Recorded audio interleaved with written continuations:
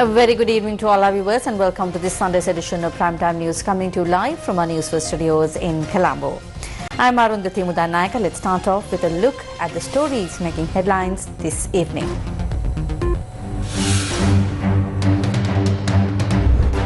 Sri Lankan officials to travel to the United States in the next 2 weeks to hold discussions on tariff concessions. European Union and Mexico criticized Trump's proposed 30% tariff, threatened to take proportionate countermeasures if needed. Minister Vijitha meets Chinese Foreign Minister, agrees to strengthen strategic partnership between the two countries. United Nations Development Programme to support the government's program to build an efficient public service. Awareness Week on illegal pyramid schemes starts tomorrow. අද වන විට පිරිමුඩ යෝජනා ක්‍රමවල ව්‍යාප්තියේ වැඩිවීමක් දක්නට තියෙනවා. මේට හේතුලා තියෙන්නේ බොහෝ දෙනෙකුගේ නොදැනුවත් භාවයයි. මේ නිසා ජනතාව දැනුවත් කිරීමට පිරිමුඩ යෝජනා ක්‍රම වැඩ පැවැත්වීම සඳහා දැනුවත් කිරීමේ සතියක් පැවැත්වීමට කටයුතු කරලා තියෙනවා. Salaries of police officers to be increased next year. ඉදිරි වර්ෂයේදී ඒ වැටුප් වැඩි කිරීමකට අවශ්‍ය පියවර ගනිමින් තිබෙනවා.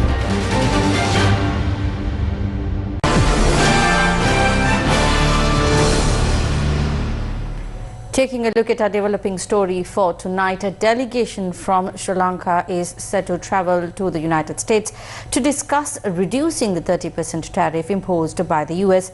According to Mangala Vijayasinghe, chairman of the Export Development Board, the team will depart before the 1st of August. This delegation comprises members of a special expert committee formed to explore securing US tariff concessions for Sri Lanka.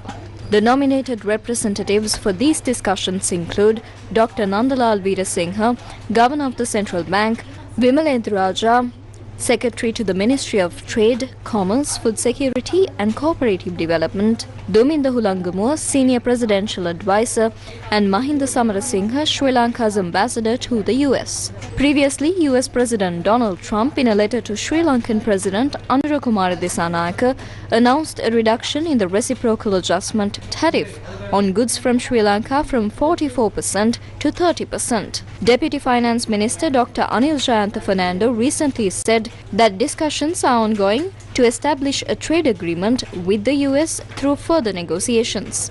The US President has indicated that these tariffs will come into effect on the 1st of August. As a government, our president has truly selected the best team for this matter, confronting it expertly, skillfully, leading and managing it effectively. The Secretary to the Ministry of Finance, Dr. Harshana Surya Peruma, and Presidential Advisor Hulangamuwa and other team members involved in this matter are continuously studying, discussing, researching and engaging with relevant American parties. Another team is preparing to depart for America in a week or two to discuss this further. As a country, we have taken a positive step.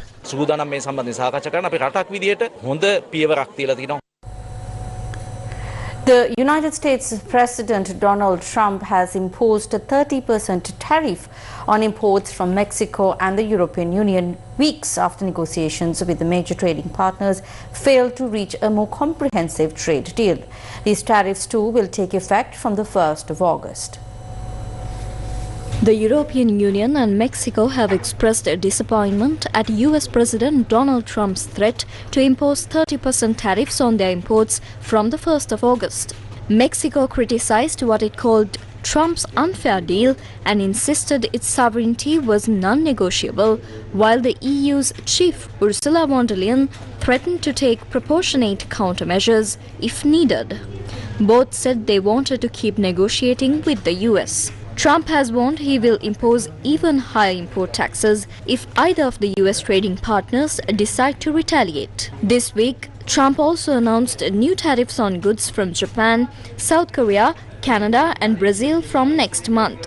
In the letter sent on Friday to European Commission President Ursula von der Leyen, Trump wrote, quote, "We have had years to discuss our trading relationship with the European Union and have concluded that we must move away from these long-term large and persistent trade deficits engendered by your tariff and non-tariff policies and trade barriers." End quote. The letter added, quote, Our relationship has been unfortunately far from reciprocal, end quote. In his letters to the EU and Mexico, Trump warned that if either trade partner retaliated with import duties of their own against the US, he would hit back by raising tariffs by a similar percentage over and above the 30%. In a pre-recorded interview with Fox News which aired on Saturday night, President Trump said some countries were very upset now, but he insisted the tariffs meant hundreds of billions of dollars were pouring in. Washington and Brussels had hoped to reach an agreement before a deadline of 9th of July,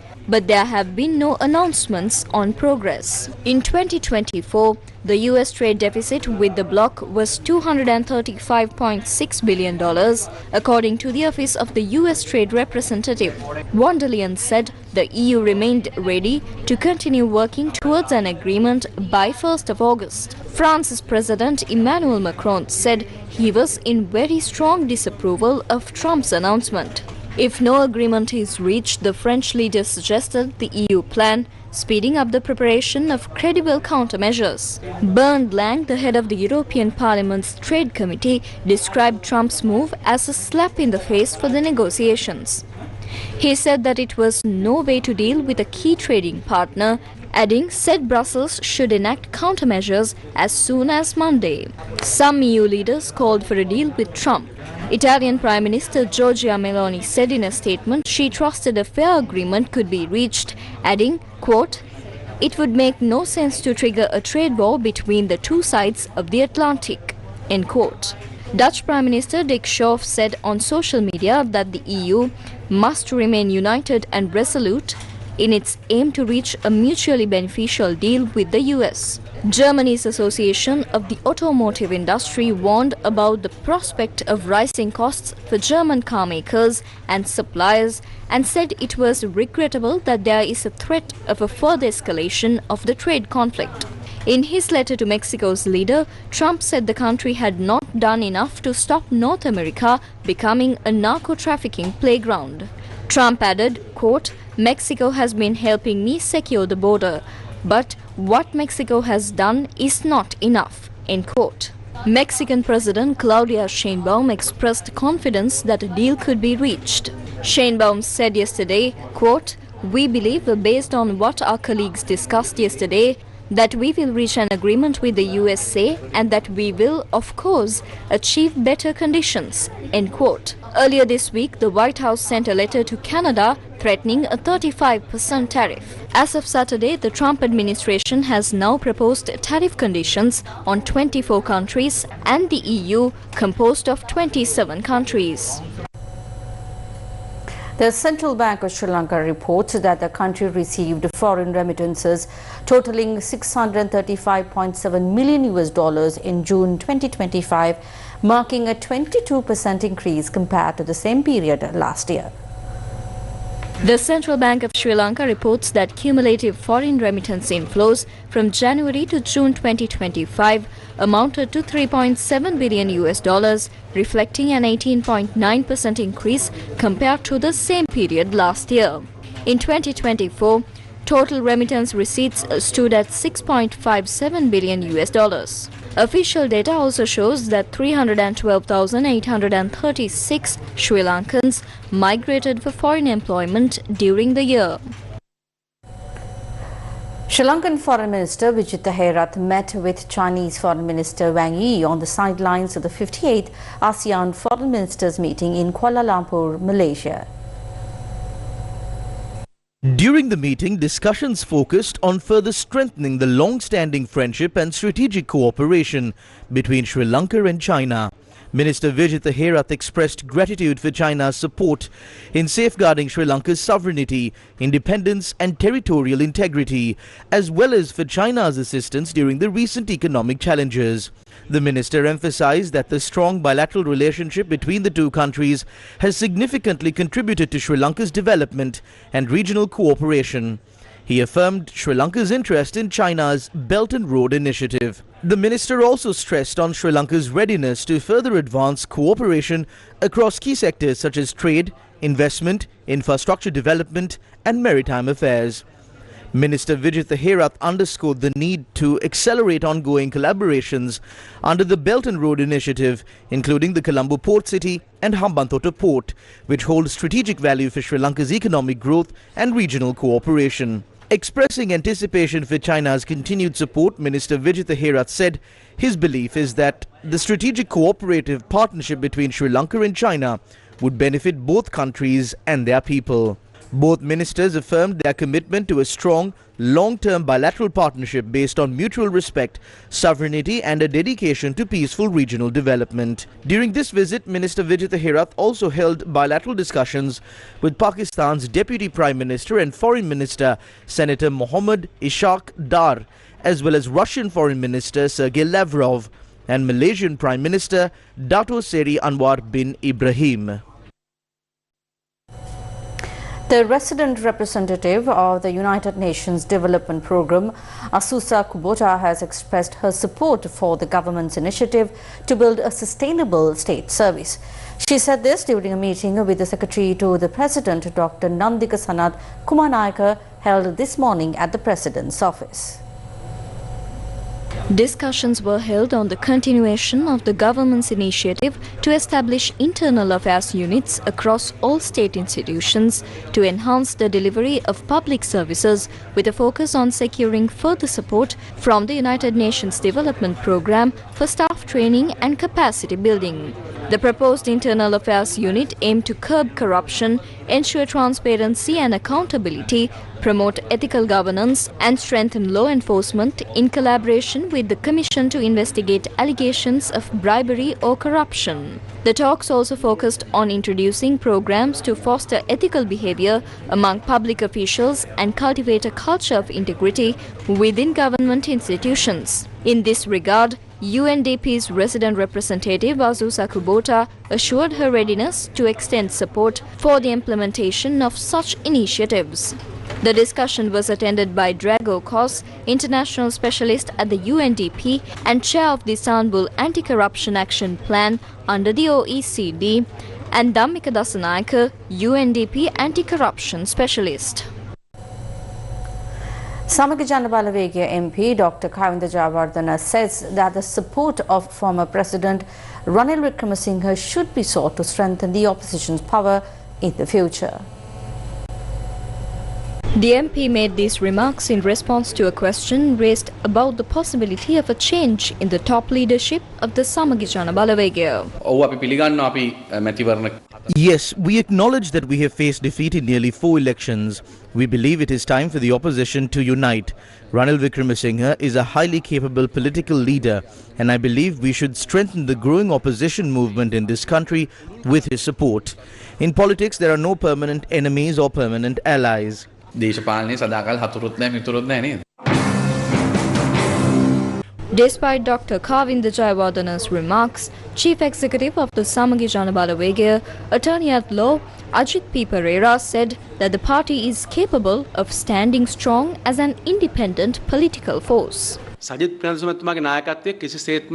Premadasa's leadership will remain unchanged. The Samaga Jana Balawegaya is fully capable of standing as a single united party.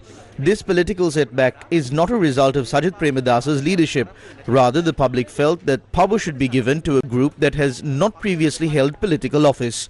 It was that wave of sentiment that led to our defeat. However, administrative changes within the party will be necessary. However, Mano Ganesan, a leader of the Tamil Progressive Alliance, a constituent party of the Samaga Jana Balawegaya-led alliance, emphasized that Sajid Premadasa cannot take a solo path in politics. I played an important role to help Sajid Premadasa to become the president in 2019. I believe that he knows that. If that has been forgotten, he better recall it. Be it Sajid Premadasa or Ranil Wickremesinghe or anyone else, they cannot embark on a solo political journey. No path can be walked alone. Everyone must understand that. Newsfirst with the people. To take a step forward, there must be hope. For that step to be successful, the previous step must be strong. Today, Gamadha took another step by building a bridge for the people of a village.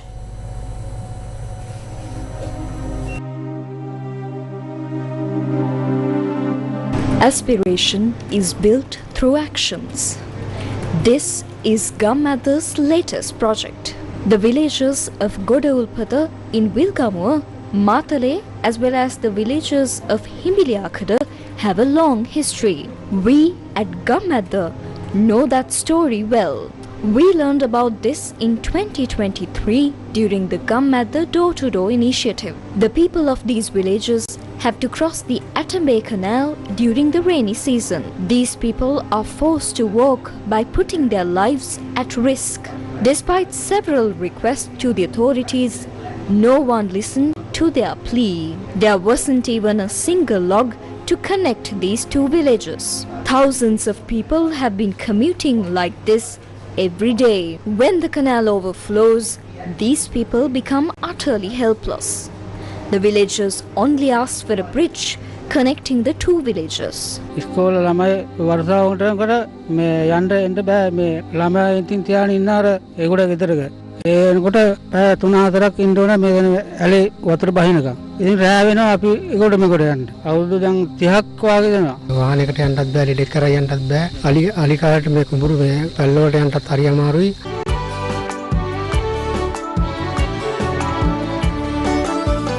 අපි යමු ගම්මැද්දට පොදු මහජන කල අතරට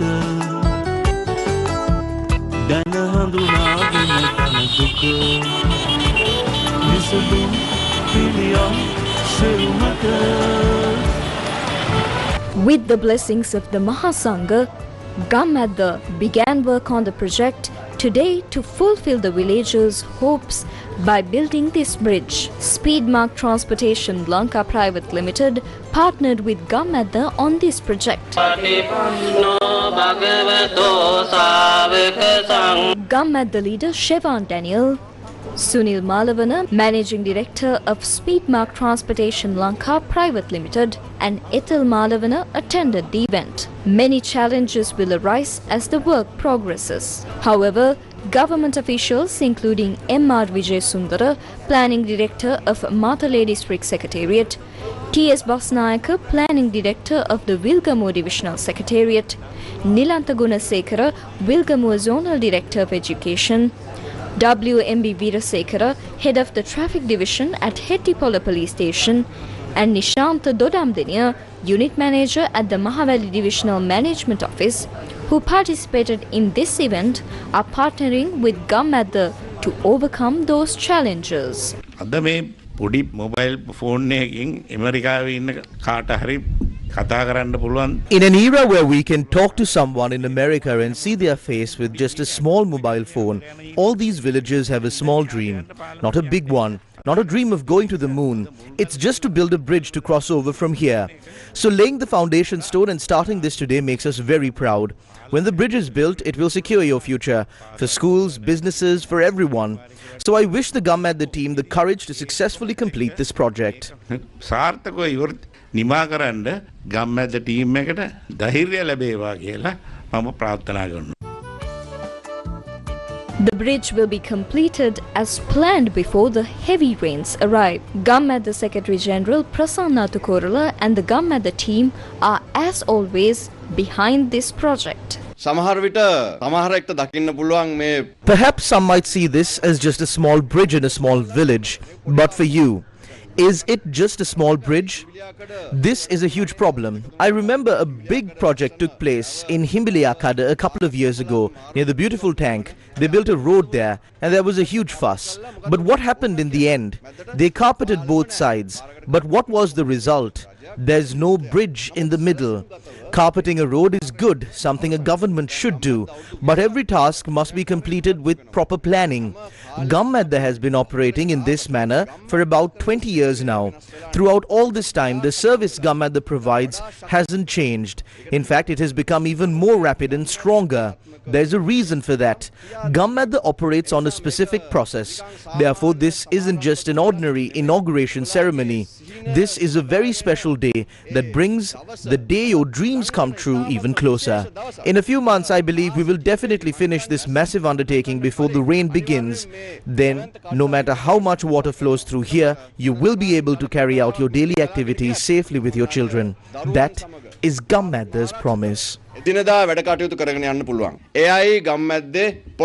From this day forth, the people of these villages will set their sights on the future. Gammadda has been able to make the people's dreams come true by handing over many successful projects to the public.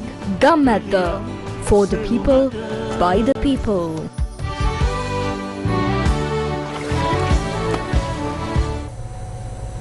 The Central Bank of Sri Lanka has announced Anti-Pyramid National Awareness Week to combat the spread of prohibited pyramid schemes running from tomorrow until the 18th of July. The Anti-Pyramid National Awareness Week will be held under the theme of Pyramid is a Trap, Don't Get Into the Wrong Track. This week is organized by the Financial Consumer Relations Department of the Central Bank of Sri Lanka.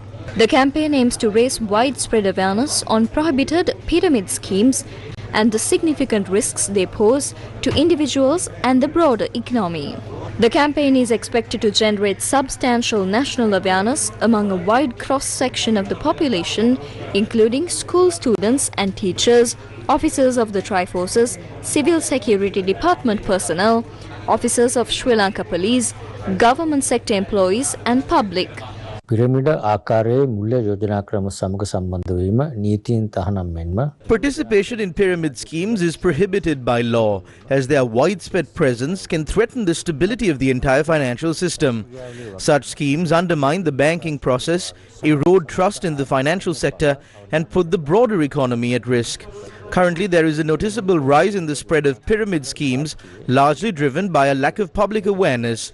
In response, the Central Bank of Sri Lanka, together with the Ministry of Education, the Ministry of Public Administration and Home Affairs, Sri Lanka Police, the Tri-Forces Headquarters and the Public Security Department, has launched a National Awareness Week to curb the proliferation of these illegal activities. You are encouraged to take part in this awareness campaign to understand the dangers posed by pyramid schemes and to help educate others in your community. Meanwhile, there is also a growing trend of unauthorized deposit-taking institutions operating under the guise of cultivation projects, cryptocurrency investments and educational initiatives. As a nation, we must come together to eliminate these fraudulent operations. Your support is vital in protecting the public and maintaining the integrity of our financial system. Acting Inspector General of Police, Attorney at Law Priyantha Veerasurya says that measures are underway to increase salaries of police officers next year.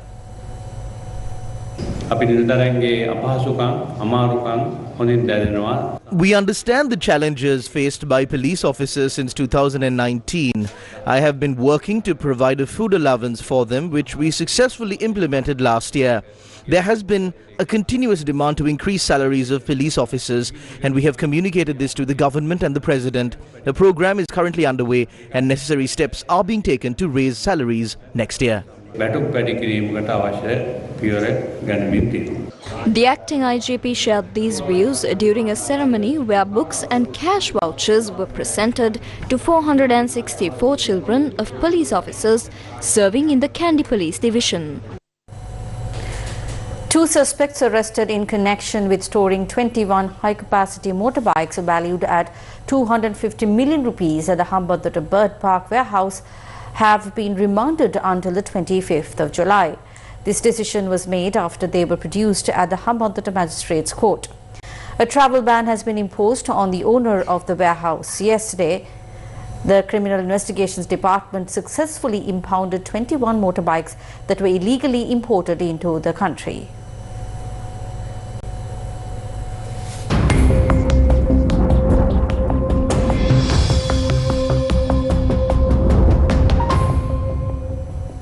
The Department of Meteorology has issued a red alert warning for sea areas off the coast of Galle to Potuville via Matara and Hambantota. Fishermen and other naval communities are advised not to sail in those areas due to high wind speeds and rough seas. According to the weather forecast, the wind speed in the sea areas from Galle to Porterville via Matara and Hambantota may increase to 55 to 65 kilometers per hour. Sea waves in those coastal areas may rise to heights between 2.5 and 3 meters. The wind speed in the sea areas off the coast from Galle to Putlam via Colombo may also increase to 50 to 55 kilometers per hour. The Department of Meteorology informs the fishing and naval community to be vigilant when sailing in those areas.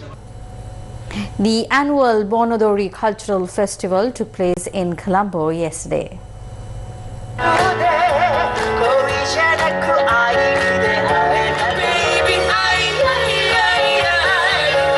The annual Bonodori Cultural Festival, organized by the National Youth Services Council, was held yesterday in Colombo to celebrate 73 years of friendship between Japan and Sri Lanka.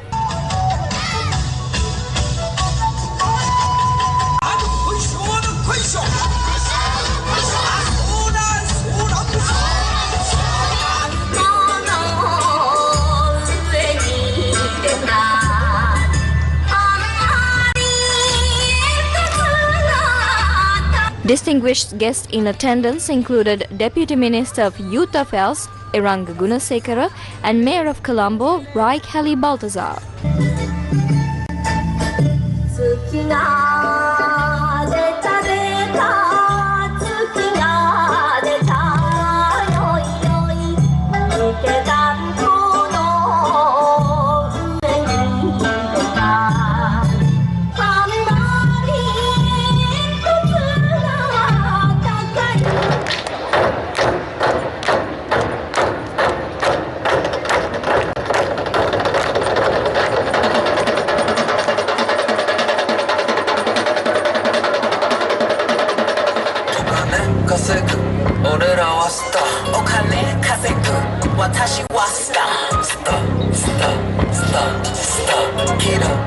The event featured a vibrant array of cultural performances by Sri Lankan and Japanese youth. The Mission to Seafarers annual Sea and Air Sunday service was held today in Colombo.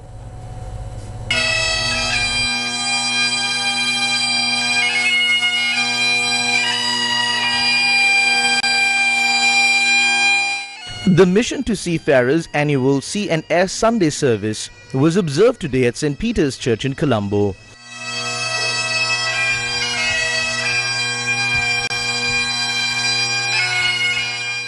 This special service, held in gratitude for the vital yet often overlooked contribution of seafarers and air personnel, was led by Venerable Perry Bohia, chaplain of the Colombo Mission, with participation from Reverend Jayanta Panditaratna, Vicar of St. Peter's Church.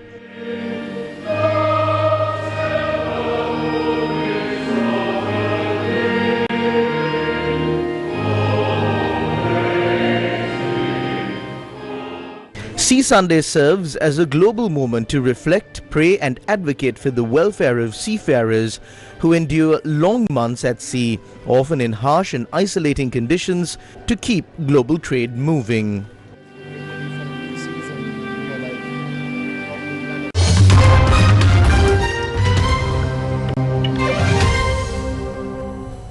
Moving on to news overseas.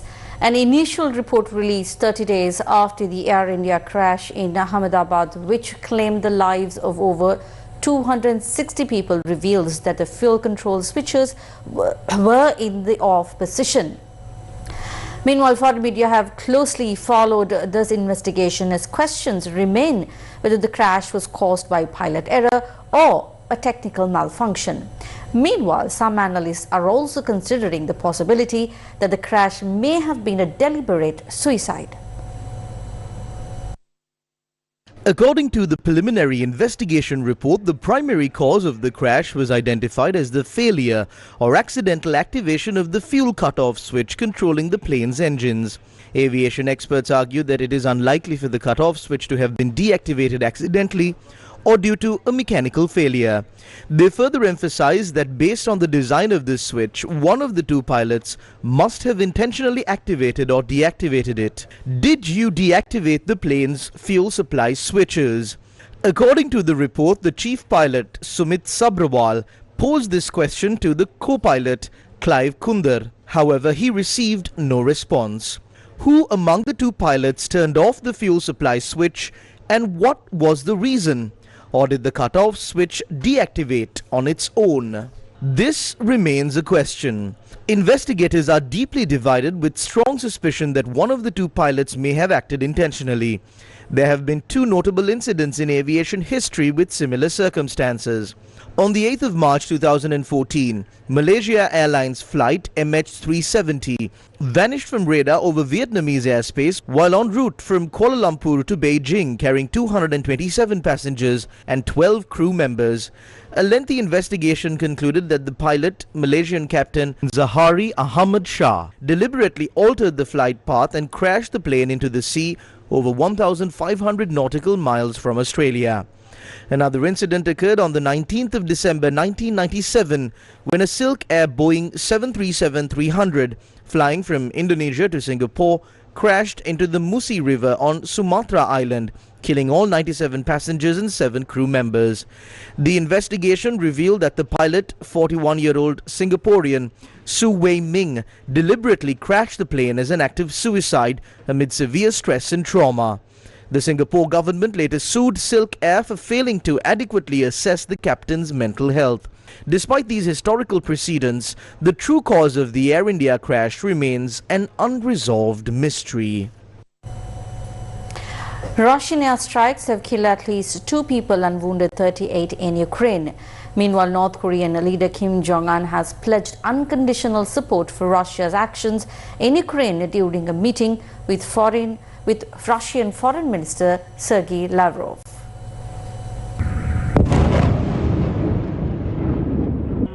Ukrainian officials said Russian air attacks overnight on Saturday killed at least 2 people in the western city of Chernivtsi and wounded 38 others across Ukraine. North Korean leader Kim Jong-un told Russian Minister of Foreign Affairs Sergei Lavrov that his country was ready to unconditionally support all actions taken by Moscow in Ukraine. Earlier, Lavrov held talks with his North Korean counterpart in Wonsan, and they issued a joint statement pledging support to safeguard the national sovereignty and territorial integrity of each other's countries. Ukrainian President Volodymyr Zelensky said Kiev was close to reaching a multi-level agreement with the US on new Patriot systems and missiles for them. He added Ukraine was stepping up production of its own interceptor systems. The United Nations Human Rights Monitoring Mission in Ukraine said that June saw the highest monthly civilian casualties in 3 years, with 232 people killed and 1,343 injured.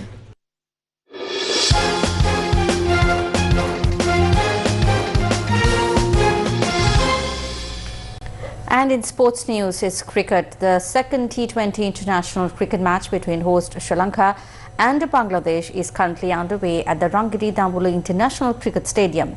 Invited to bat first after losing the toss, Bangladesh were 177 runs for the loss of 7 wickets at the end of 20 overs. Chasing the target, Sri Lanka are 50 for the loss of 4 wickets. And with that, we wrap up tonight's edition of Primetime News. Thank you very much for joining us. Good night.